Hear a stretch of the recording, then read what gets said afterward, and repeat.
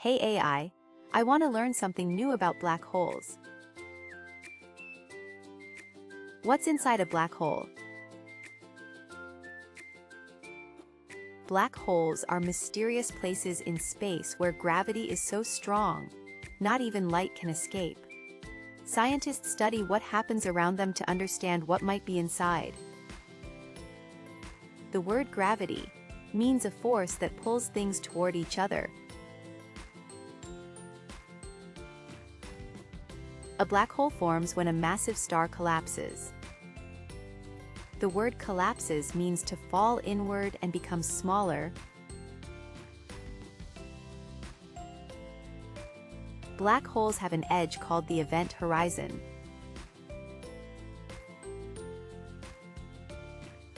Nothing can escape a black hole once it crosses that edge, not even light.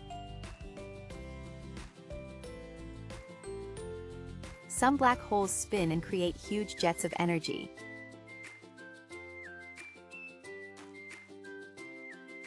We can't see black holes directly, but we can observe what they pull in.